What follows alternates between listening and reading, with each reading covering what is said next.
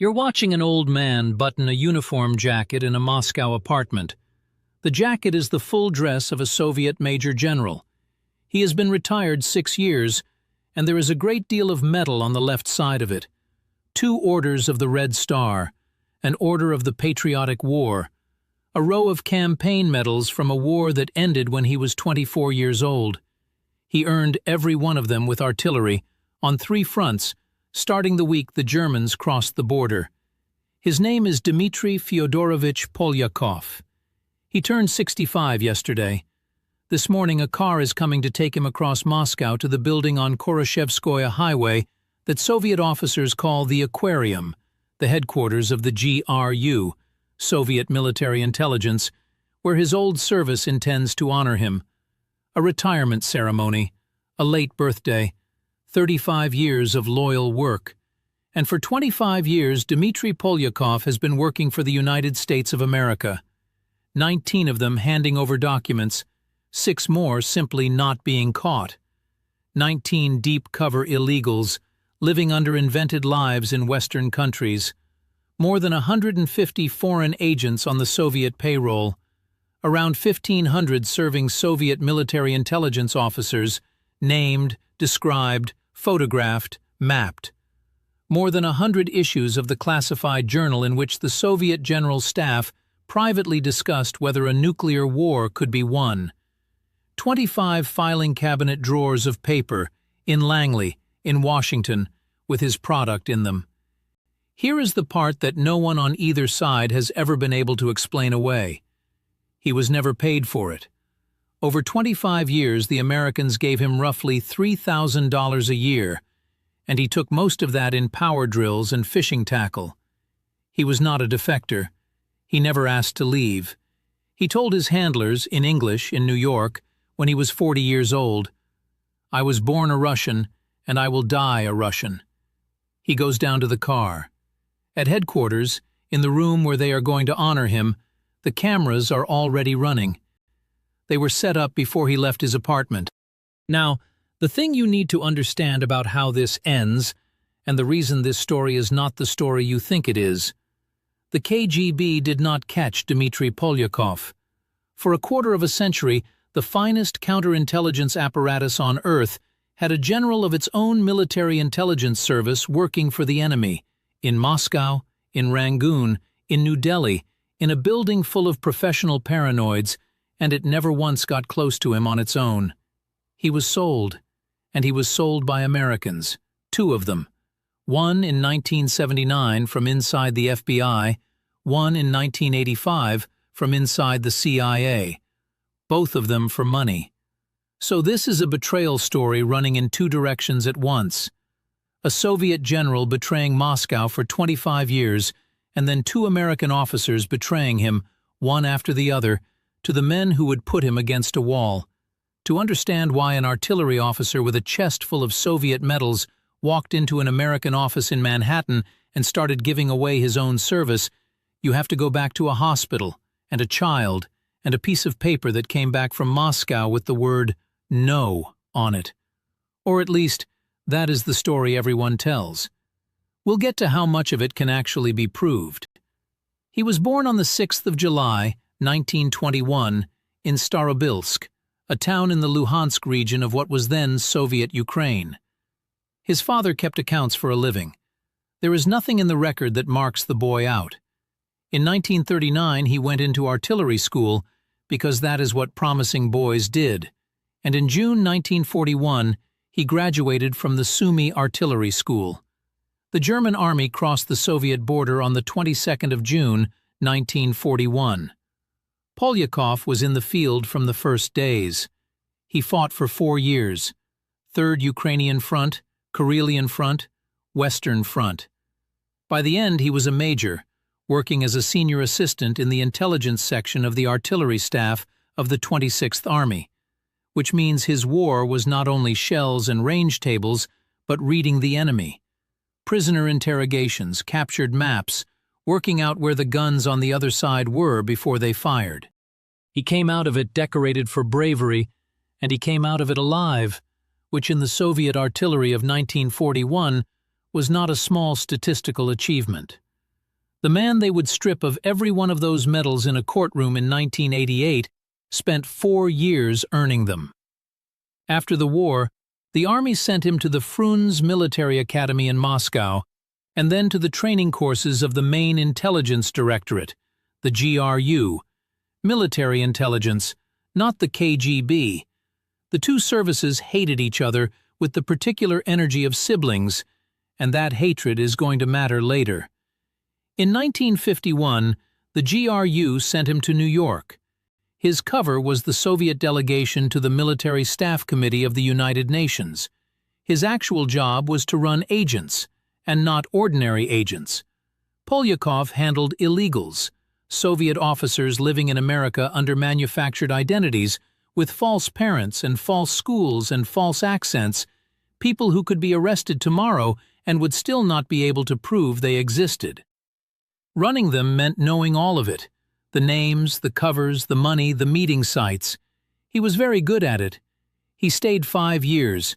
He brought his wife Nina and their sons, and for 5 years a Soviet intelligence officer's family lived inside the country he had been trained to consider the enemy. The shops, the streets, the traffic, the ordinary abundance of it. What that did to him is one of the things nobody can prove. He never wrote it down. What is documented is what happened to one of his children. A son fell seriously ill in New York. The boy needed treatment that the Soviet mission would not or could not provide on its own authority. Polyakov asked Moscow. Moscow refused. The child died. Now, this is the moment the whole case is usually hung on, and you should know exactly how solid the ground is under it, because it is softer than most retellings admit. Every version agrees on the shape: a sick son, a request, a refusal, a dead child. Almost nothing else agrees. The KGB officer Viktor Cherkashin said it was Polyakov's eldest boy, that the illness was polio, and that what Moscow refused was permission to put him in a New York hospital. Other accounts say it was an infant, 3 months old, with a flu that turned into something worse.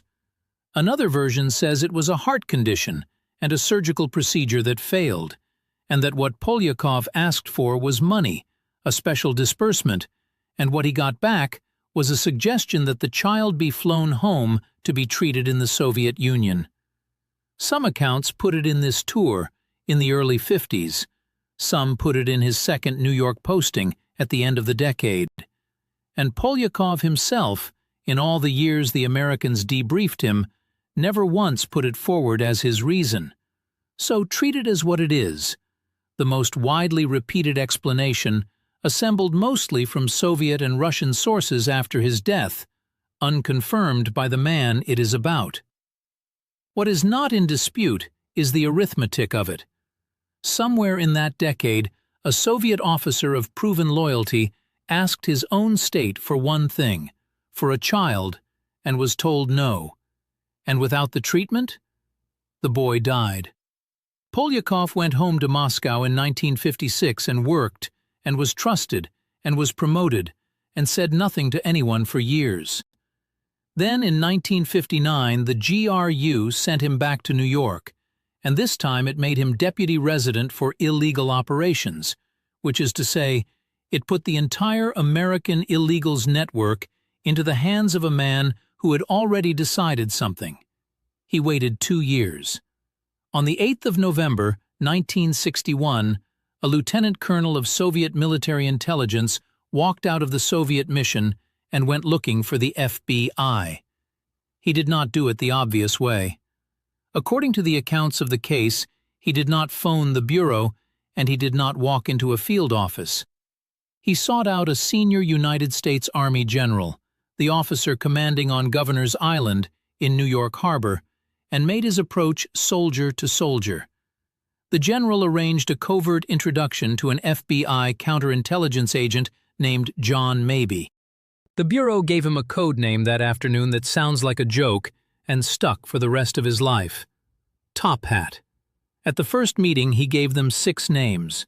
Not gossip, 6 Soviet cipher clerks, the people who encode and decode the traffic, the softest and most valuable human targets in any embassy on Earth. Then he told them what he wanted in return, and the FBI men in the room had to make him repeat it. He wanted nothing. No money, no asylum, no exit, no new name in Arizona. He said he was a Russian, that he would die a Russian, and that he was not leaving. He would go on being a Soviet officer, go on being promoted, go on being trusted, and go on handing them everything that crossed his desk. 3 weeks later, on the 26th of November, he came back and named 47 Soviet intelligence officers operating inside the United States. On the 19th of December, he gave up illegals and liaison officers. In January, he gave them the Americans on the Soviet payroll. In March, he sat with photographs and put names to faces. This diplomat is a diplomat. This diplomat is a colonel of the GRU. This one runs that one. The FBI had never had anything like it. In the space of 5 months, a serving Soviet officer had turned over the architecture of Soviet intelligence in America and asked for a set of tools, which is precisely why a large part of American counterintelligence decided he had to be a fake. You have to understand the year. This was the early 60s, the beginning of the long American mole panic, the era when the CIA's counterintelligence staff worked from the assumption that any Soviet who volunteered was a Soviet who had been sent. Nobody gives away that much for nothing. Nobody refuses money. A man who refuses money is a man being paid by somebody else. The FBI's Deputy Director William Sullivan came to believe TOPHAT had been turned back on them. The CIA's counterintelligence veteran Tenant Bagley later argued that Polyakov had started as a Soviet disinformation channel in 1962 and only later become genuine. For years, the material Polyakov handed over went into a system where a portion of the people reading it believed it had been written for them to read. That suspicion never fully died. It shadows the case to this day. And here is the part that matters. They kept taking it anyway. Because the material was too good to refuse, and because of what happened to the people he named. He also gave them Americans. Among the material he turned over in those first months were the names of United States military officers who were taking money from Soviet intelligence, men in uniform on the other side's payroll, whom the Bureau had not found on its own. That is the transaction nobody on the American side ever quite got over. A Soviet officer, unpaid, walked in and handed the FBI its own traitors. And then he handed them a woman, and she is the reason this story is not a clean one. On the 7th of June, 1962, Polyakov met his American contacts in New York for the last time before returning to Moscow. He handed over a GRU training document, and he gave up an illegal working under the code name Maisie. Her real name was Maria Dobrova. She was a captain of the Soviet Army, in her 50s, and she had been living in the United States since 1954 under a manufactured South American identity. Her cover was a beauty salon in New York. The wives of American politicians and businessmen sat in her chairs and talked, which was the entire point of the salon. When the FBI moved on her, she was in a hotel room. She would not be taken. She went out of the window. The sources disagree on the city and even the year. Some say Chicago in 1963, some say 1962, and the Soviet service that lost her had every reason to write it up its own way. What is not disputed is that Maria Dobrova died on a pavement because Dmitri Polyakov gave the Americans her name. He had been working for the FBI for 7 months, and there was already a body. Then he agreed to something that no sane intelligence officer agrees to. He agreed to keep working from inside Moscow. New York was the easy place. In New York, he was a diplomat in a city of 8 million, with an entire American counterintelligence service on his side of the street. Moscow was the KGB's home ground, a city where every foreign intelligence officer was followed as a matter of routine, where surveillance teams worked in relays, where a Soviet general seen twice near a Western diplomat was a Soviet general with a file. He went back anyway, and within 3 years, his products started putting people in prison. In 1965, British police arrested Frank Bossard, an official in the United Kingdom's Ministry of Aviation who had access to guided weapons research and had been selling it to the GRU since 1961. Bossard got 21 years. The lead is usually credited to Polyakov. It should be said that at least one Russian account disputes this, claiming the FBI attributed material from a different source to TOPHAT, one of many places in this case where the paperwork on both sides was written to protect somebody. But the pattern was set, and the Soviets could see the pattern. Networks were rolling up. Officers were being burned. Somewhere in the machine, something was leaking. They spent the next 2 decades looking for it, and it was sitting in the aquarium wearing a general's stars. In 1965, the GRU posted Polyakov to Rangoon as military attaché, which in that service meant resident, the officer running the station. Burma in the late 60s was not a backwater. It was a listening post pointed at 2 wars at once, the Chinese and the North Vietnamese. Polyakov spent 4 years there with access to Soviet assessments of both, and he passed what he saw, which meant that while American aircraft were being shot down over Hanoi by Soviet-supplied missile crews, an American case officer in Rangoon was being told, by a Soviet colonel, what Moscow privately thought those crews could and could not do. Not the propaganda. The internal assessment, the numbers the Soviet General Staff used when it was talking to itself about a war its own advisors were helping to run. Rangoon was also where the Americans stopped arguing about whether he was real. Disinformation has a shape. It flatters the people receiving it, it never damages the people sending it, and it does not, year after year, hand over the names of your own side's officers to be arrested. Polyakov's material kept costing the Soviet Union things it could not afford to lose, and in the middle of it, he handed the Americans something that had nothing to do with agents or codes, and turned out to be worth more than any of it. He documented the split between Moscow and Beijing. Washington knew there was friction between the 2 great communist powers. What Washington did not know was how deep it went, whether it was a family argument or a fracture. Polyakov's material showed the fracture, how Soviet officers actually talked about the Chinese, how bad it had become, how far from a bloc the communist bloc really was. That is the intelligence that sits underneath Richard Nixon's opening to China in 1972. The single largest realignment of the Cold War, made possible in part because an American president had been shown, on paper, that the 2 enemies hated each other more than they hated him. A Soviet general in Rangoon quietly handed the United States the idea that would eventually be used to isolate his own country, and he was about to be given a job that put him inside the room where the Soviet Union planned its wars. In 1973, the GRU made him resident in New Delhi. In 1974, they made him a major general.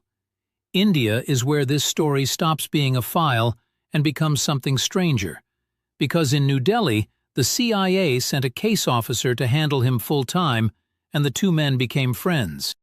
His name was Paul Leo Dillon, ex-Marine from Boston. On the embassy list, he was a first secretary in the economics section. In fact, he ran the Soviet branch of the New Delhi station, and he had been sent to India to handle exactly 1 person. The introduction was made at a diplomatic reception by the American military attaché, Colonel William King, 2 military men meeting over drinks, which is the most ordinary thing that happens at an embassy party. Polyakov's first substantive words to his new handler were a complaint. Somebody in the agency had made a clumsy attempt to contact him back in Moscow, the kind of amateur approach that gets a man arrested. "Don't ever do that again!" That is on the record, from Dillon's own family. The most valuable agent in the history of American intelligence opened his relationship with his best handler by telling him off. And then the 2 of them built the piece of tradecraft that makes this case unique. Here is the problem they had to solve. A Soviet general and an American diplomat cannot keep meeting. Not in New Delhi, not anywhere. The KGB officers in the Soviet embassy watched their own military intelligence colleagues as closely as they watched the Americans, and a pattern of contact is what gets noticed. So Polyakov did not hide the meetings. He reported them.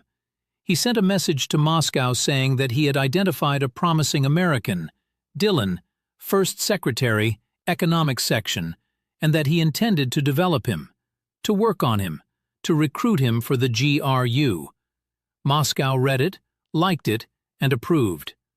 The GRU assigned Paul Dillon a code name of his own, Plaid. Understand what that meant? From that day, every meeting between the American case officer and the Soviet general was an operation authorized, encouraged, and monitored by Soviet military intelligence. Polyakov could sit with Dillon in the Oberoi Hotel and in the Ashok, at receptions, in public, for hours.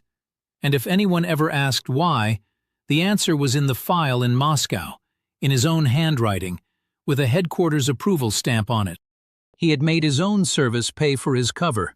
Every hour he spent betraying the GRU believed it was watching one of its best officers slowly reel in an American. And to make it look right, they went fishing. Dillon joined a local fishing club and worked his way up to vice president of it, because a first secretary who fishes obsessively is a first secretary with a reason to be on a riverbank at dawn with a Soviet general. They went out on the Yamuna. They shot birds.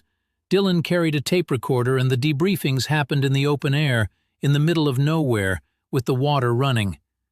Dillon gave him a fishing rod. The agency's technical people had rebuilt the spinner on it so that it was hollow, a concealment device the size of a lure for film and paper. That was the register the whole thing operated in, not a briefcase in a car park, a tackle box. And when it came time to pay him, the reason he was so impossible to catch became the reason he was so impossible to believe. He would take about $3,000 a year. That was the ceiling he set, and he held it for a quarter of a century, while men who gave up a tenth of what he gave up took hundreds of thousands. He took it in objects, power tools mostly, Black & Decker drills and saws, because he was a carpenter in his spare time and made things with his hands. Fishing tackle, hunting gear, shotgun shells. There are accounts that the Americans also gave him Rolex watches and that Polyakov did not keep them. He handed them out as gifts to colleagues and superiors in the GRU, which is either an act of extraordinary nerve or the single best investment in job security ever made, and probably both. And he was a sportsman in a way that was not cover. He hunted, he fished, and in the years to come, he would write about it for a Soviet hunting magazine, articles about game, articles about pike, under his own name, D. Polyakov. Remember the magazine. Years from now, it is going to be the only thing standing between the CIA and a total blackout on whether this man is alive or dead, because he was about to go home, and everything up to here had been the easy part. In 1976, the GRU brought him back to Moscow and put him in charge of the intelligence faculty at the Military Diplomatic Academy, the school where Soviet military intelligence trained its officers. Consider that. The man teaching the next generation of GRU officers how to run agents was, at that moment, the most productive agent the United States had ever run. And now he had a communications problem that would have ended most agents inside a year. In New Delhi, he had a sanctioned relationship with an American. In Moscow, he had nothing. Meeting a Western diplomat was suicide. Classic dead drops, a package under a bridge, a mark in chalk on a lamppost meant physically going to a place, twice, which is exactly what surveillance is designed to catch. So the CIA built him a machine. It was handheld, small enough to sit in a coat pocket. He would type his report into it, in his own flat, at his own table, and the device would encrypt the text and hold it. Then he would go out and get on a tram.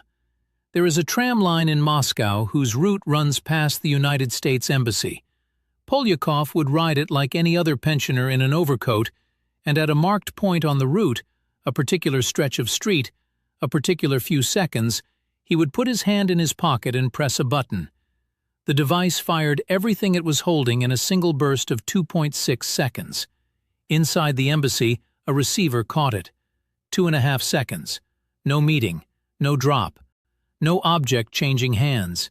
No American ever came within 100 meters of him. A gray-haired man on public transport put his hand in his pocket, and the private thinking of the Soviet General Staff arrived in a room full of Americans before the tram reached the next stop. And what he sent them with it was the crown jewel of the whole 25 years. Military Thought, Voyennaya Mysl, the classified edition of the Soviet General Staff's monthly journal in which the men who would actually fight the war argued with each other about how to fight it. Not propaganda, not what they told the Politburo, what they told each other. Polyakov sent over 100 issues. Robert Gates, who would go on to run the CIA, described what it gave Washington: insight into how the Soviet High Command talked among themselves, and specifically whether they believed victory in a nuclear war was possible. There is no way to put a price on that, so people have tried other ways. James Woolsey, who directed the CIA in the 90s, said flatly that what Polyakov did for the West kept the Cold War from becoming hot. Sandy Grimes, a career officer in the Soviet division, called him the best source American intelligence has ever had. He also gave them the technical specifications of Soviet anti-tank guided missiles, the weapons the USSR was selling all over the world. 16 years later, in the deserts of Kuwait and Iraq, American armor would go up against exactly those systems, and the men in the tanks would know what they were facing, because of paper a Soviet general had photographed in Moscow before they were born. 25 filing cabinet drawers, 19 illegals, 150 foreign agents, 1,500 Soviet officers named. For a quarter of a century, the KGB's counterintelligence directorates hunted for the leak and never found it. They didn't have to. In 1979, an American walked in and handed it to them. His name was Robert Hanssen. He was 35 years old, a Chicago police officer's son, an FBI special agent working counterintelligence in New York, which meant he had access to the Bureau's files on Soviet cases. Hanssen's method was the strangest thing about him. Over 22 years of treason, he never once met a Soviet officer face to face. He worked entirely through dead drops in parks in Northern Virginia, a package taped under a footbridge, a strip of tape on a signpost, under a name he made up for himself, Ramon Garcia. His handlers in Moscow did not know who he was. They knew he was American. They knew he was extraordinarily well placed, and for 2 decades that was all they knew. In 1979, Hanssen approached the GRU, not the KGB, the GRU, Polyakov's own service, and offered to sell. Among the things he sold them was the fact that a Soviet officer had been cooperating with the FBI in New York in 1961 and 1962. He did not have the current picture. Hanssen's access ran to old FBI material, and Polyakov by then had been a CIA case for well over a decade, in Rangoon and New Delhi and Moscow. But he had handed the GRU a date, a city, and a description of a man. And then the strangest thing in this entire case happened. Nothing. No arrest, no trial, no quiet disappearance. In May 1980, Polyakov was recalled from his second posting in New Delhi to Moscow. Later that year, he retired from the GRU on medical grounds and took a civilian job in the Personnel Directorate.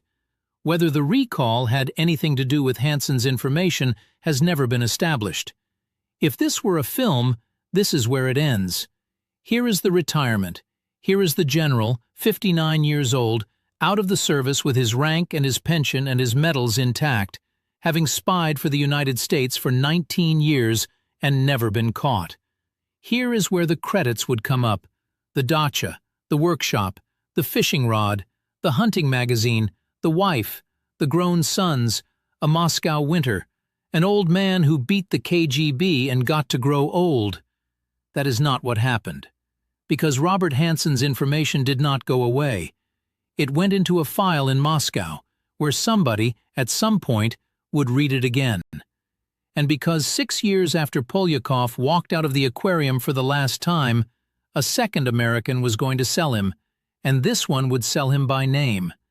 In April 1985, a CIA officer named Aldrich Ames walked into the Soviet embassy in Washington. Ames was 43. He had spent his entire adult life in the agency. His father had been in it before him. He worked in the Soviet East European Division, counterintelligence, which meant that his job, his actual daily job, was knowing which Soviets were working for the United States. He was broke. He was in the middle of a divorce and a second marriage, and he was drinking. He decided to sell. On the 13th of June, 1985, Ames had lunch at a restaurant called Chadwick's in Georgetown, a few minutes' walk from the Potomac, with a Soviet diplomat named Sergei Chuvakin. When he left behind 5 to 7 pounds of classified paper in plastic shopping bags. Inside the CIA, they call that meeting the Big Dump. It was not one agent. It was, by the accounting that came out later, roughly 20 names, very nearly every human source the CIA and its allies had inside Soviet intelligence. He was paid $50,000. Polyakov was on that list. So were Valery Martinov and Sergei Motorin, 2 KGB officers stationed in Washington who had been working for the FBI. Both were brought home to Moscow on pretexts. Both were shot. At least 10 of the men Ames sold that summer were executed, and the CIA's entire Soviet operation went dark within 18 months. An intelligence catastrophe so total that the agency spent the next 9 years hunting for the cause and did not find it, because the cause was a middle-aged officer in its own counterintelligence branch who kept paying cash for a Jaguar. For Ames, Polyakov was a line item, a retired old man, no longer producing, worth something to the Soviets and therefore worth something to him. Think about the position that put the KGB in. They now had 2 independent pieces, an old FBI report from Hanssen about a Soviet officer talking to the Americans in New York in 1961, and a current, precise, sourced identification from inside the CIA's own Soviet division. They had the man, and they did not move. They spent a year on him. They watched. They put a retired 64-year-old pensioner under the kind of surveillance normally reserved for foreign station chiefs. His flat, his dacha, his family, his post, his habits, because the KGB was not interested in arresting Dmitri Polyakov. The KGB was interested in finding out how much of the Soviet Union he had already given away, and that meant physical evidence. 6,000 kilometers away, at Langley, the CIA had no idea any of this was happening. They had other problems. 1985 is the year American counterintelligence still refers to as the Year of the Spy, and by the end of it, the agency's Soviet operations had simply stopped. Sources went silent. Agents were recalled to Moscow for consultations and did not come back. Officers who had been reporting for years were suddenly unreachable. Inside 18 months, the CIA lost effectively everything it had inside the Soviet system, and it did not know why. So Langley did what any service does when it starts bleeding. It turned inward and began hunting for a mole, and the hunt would run for 9 years and be led in part by 2 women named Sandy Grimes and Jean Vertefeuille, who would eventually corner Aldrich Ames. None of that helped a 64-year-old man in Moscow. By the time the Americans understood there was a leak, the KGB had already been watching him for months.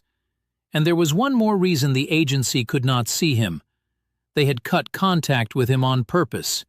He was retired, he was old, he was no longer producing, and the safest thing they could do for him was nothing at all. No communications, no approaches, no signals. which left them one way to check whether their most important agent in history was still alive and unsuspected. They read the hunting magazine. Every issue, somebody at Langley looked for the byline. An article about game. An article about fishing. D. Polyakov. It meant he was at home, at his table, writing about pike. It meant nothing had happened. The articles kept coming through 1985. They kept coming into 1986. And then, 1 month in 1986, they stopped. The 7th of July, 1986. Moscow. The day after his 65th birthday. The summons had come from headquarters, and it was a pleasant one. The GRU wished to mark his retirement and his birthday with a ceremony. There would be senior officers present. There would be an award. So he put on the full-dress uniform with the 2 orders of the Red Star and the Order of the Patriotic War on it, and he was driven to the aquarium on Khoroshevskoye Highway, and he walked into the building where he had spent his professional life. The room was ready. So were the cameras. They filmed the arrest. That is the detail that tells you what this was. They did not take him quietly in a corridor. They brought him in dressed as a general of the Soviet Union. In front of the service he had spent 25 years dismantling, and they recorded it. For the file, for the training courses, for the men who would sit in that same academy where he had once taught, and be shown what a traitor looks like the moment he understands. And the men who put their hands on him were not GRU. They were KGB. Remember the rivalry. 2 Soviet intelligence services that had spent 40 years watching each other more carefully than they watched the West. And on the 7th of July, 1986, one of them walked into the other one's headquarters and arrested a general of the house, on camera, at his own retirement ceremony. Russian accounts name the officer who led the operation, Colonel Vladimir Zaitsev, deputy commander of the KGB's Alpha Group. There is no version of that morning in which the GRU came out of it standing up. He was 65 years old and had been retired for 6 years. There is a competing account, and it should be said plainly. The 2 CIA officers who later broke the Ames case, Sandy Grimes and Jean Vertefeuille, wrote that the KGB took Polyakov outside his dacha and physically carried him away. Both versions come from serious people. Both cannot be right. The date is not in dispute. The staging is. What is documented is what came next. They searched everything: the Moscow flat, the dacha, his mother's house. They found the evidence. And that is the answer to the question that hangs over the whole last decade of this case: why the KGB waited. They had Hanssen's report from 1979. They had Ames's identification from June 1985. They could have taken Polyakov in the summer of 1985, and nobody in Washington could have stopped them. Instead, they let a 64-year-old pensioner walk around Moscow for a year. Because an arrest without material is an argument. A general of the Soviet Army, decorated in the Great Patriotic War, denies everything, and all you have is the word of a foreign source you cannot name in a Soviet courtroom without burning him. What the KGB needed was objects, something in a drawer at the dacha, something in the house in which he had grown up. They took the year, and they got them. And the interrogation that followed was not really about him at all. It was an inventory. The KGB needed to reconstruct 25 years, every illegal, every network, every document, every drawer in Langley, to find out how much of the Soviet intelligence system was still standing. There is a Russian record of those sessions. There are named interrogators. There are quotations. All of it comes from the service that shot him, written up afterwards, and none of it can be independently checked, which is why you will not hear me put words in his mouth. But the arithmetic they were doing is not in doubt, and it is the most brutal number in this story.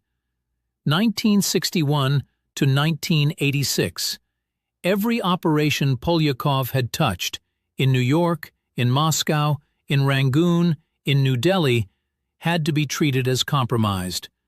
Every illegal whose cover he had ever read, every officer whose photograph he had ever seen, every network he had ever been briefed on in the ordinary course of being a general. That is not damage assessment, that is demolition. And there is a particular cruelty in the fact that some of the men sitting across the table from him, taking it down, were graduates of the intelligence faculty of the Military Diplomatic Academy, the faculty he had run for 3 years. He had taught them how to do this. On the 27th of November, 1987, the Military Collegium of the Supreme Court of the USSR sentenced Dmitri Fyodorovich Polyakov to death, confiscation of property, reduction to the ranks, and the medals, the 2 Red Stars, the Order of the Patriotic War, every campaign ribbon from 4 years of German artillery, annulled, taken back, struck from the register, as though the 24-year-old major on the Karelian front had never existed. Now hold that date, because of what was happening in the world outside that courtroom. 11 days later, on the 8th of December 1987, Mikhail Gorbachev landed in Washington and signed the Intermediate-Range Nuclear Forces Treaty with Ronald Reagan, the first arms control agreement in history that destroyed an entire class of nuclear weapons instead of capping it. The photographs from that week are the photographs of the Cold War ending. 2 men laughing, pens, handshakes. 11 days earlier in Moscow, a Soviet court had condemned to death the man whose intelligence, in the judgment of the CIA director who read it, had kept that war from ever going hot. Then they held Polyakov for 109 more days, and nobody outside a very small circle in Moscow knew he was alive. On the 15th of March, 1988, they took him out and shot him. The Soviet Union said nothing. Not in 1988, not in 1989. The case was made public only in 1990, 2 years later. So think about what the Americans actually had, and when. In 1986, they had a hunting magazine with a missing byline. That is all. A man who wrote about game and fishing had stopped writing about game and fishing, and that was either an old man's failing health or the end of the most important intelligence relationship in American history, and there was no way on earth to find out which. They did not know he had been arrested. They did not know there had been a trial. They did not know, in November 1987, that a court in Moscow had sentenced him, or in March 1988, that it had been carried out. Their government went on raising his case with the Soviet leadership as though he were a prisoner to be traded. It was 1990 before Moscow said it out loud, and it was years after that before the Americans understood the mechanism of how he had been lost. Aldrich Ames was not arrested until February 1994, 9 years after the big dump, and it was only in his debriefings afterwards, as he traded detail for a lighter sentence for his wife, that the agency was able to walk the list backwards and see which of its dead men he had sold and when. Robert Hanssen's 1979 approach to the GRU stayed buried for another 7 years after that. It surfaced only when Hanssen himself was arrested in February 2001 and his own Soviet file began to come apart. That is when the second half of this became visible, that the man had not been sold once. He had been sold in 1979 and sold again in 1985 by 2 different American intelligence services, and neither of them knew the other had done it. 22 years passed between the first betrayal and the day anyone in Washington found out about it, which is how the following happened. On the 29th of May, 1988, 75 days after the execution, Ronald Reagan arrived in Moscow for his 4th and final summit with Mikhail Gorbachev. Arms control, human rights, the end of the Cold War visibly in progress. And at that summit, the President of the United States raised the case of Dmitri Polyakov with the General Secretary of the Communist Party. He asked for a pardon, or an exchange, a Soviet held in the West for the old general held in Moscow. Gorbachev declined. Reagan was asking for a man who had been dead for 75 days, and nobody on the American side of that table knew it. There is one more thing, and it is the loose end that professionals in this case have never been able to tie off. The standard account is the one you have just heard. Hanssen in 1979, Ames in 1985, arrest in 1986. It is what the CIA concluded and what most histories say. A minority of serious people say the timeline does not work. Tenant Bagley, the same CIA counterintelligence officer who had once suspected Polyakov of being a plant, argued in a 2014 academic paper that neither American fits. Hanssen in 1979 knew only about New York in 1961 and 1962. He had no access to what Polyakov was telling the CIA in Rangoon or Delhi. Ames did not start until April 1985, 5 years after Polyakov had already been pulled home. Something, Bagley argued, had gone wrong before either of them. His source was a retired KGB general named Sergei Kondrashev, who told him the KGB had come on to Polyakov because he was telling the CIA more than he was supposed to be able to know. Bagley named a suspect inside the CIA, a senior officer who had sat in the Soviet division's reports branch and later in counterintelligence, and who had had the access. There is no proof. There has never been proof. No intercept, no defector, no document. The man he named is dead and never answered the charge, and Bagley himself was the officer who had spent years insisting Polyakov was a Soviet plant, which is not nothing when you weigh his judgment. So the honest position is this: 2 Americans sold Dmitri Polyakov, and that is established. Whether one of them killed him, or whether a third one got there first, is a question the archives have not answered and may never answer. Aldrich Ames was arrested on the 21st of February, 1994. He admitted taking $2.5 million. He died in a federal prison in Cumberland, Maryland, on the 5th of January, 2026, aged 84, having served 32 years and never once expressed remorse for the men on the list. Robert Hanssen was arrested on the 18th of February, 2001, at a dead drop in a Virginia park. Life without parole. He died in his cell in 2023, alone. Paul Dillon, the ex-Marine from Boston who fished the Yamuna with a Soviet general and gave him a hollow lure, died in 1980, before the arrest, before the trial, before he could learn what happened to his friend. Nina Polyakova and her sons kept the name. The property was confiscated. One son, Alexander, spent the rest of his life telling historians about his father. Frank Bossard served his sentence in an English prison. Maria Dobrova died in an American hotel under a name that was not hers. Jean Vertefeuille, who helped hunt down Ames, said of Polyakov afterwards, "He didn't do this for money. He insisted on staying in place to help us. It was a bad day for us when we lost him." James Woolsey, who ran the CIA and had access to all 25 drawers of it, needed 6 words for the highest-ranking traitor the Soviet Union ever produced and the best agent the United States ever had. Polyakov was the jewel in the crown. The tram still runs past the American embassy in Moscow. In New York, in 1961, a 40-year-old lieutenant colonel told a room full of Americans that he was born a Russian and would die a Russian. Nobody in that room wrote it down as a prediction.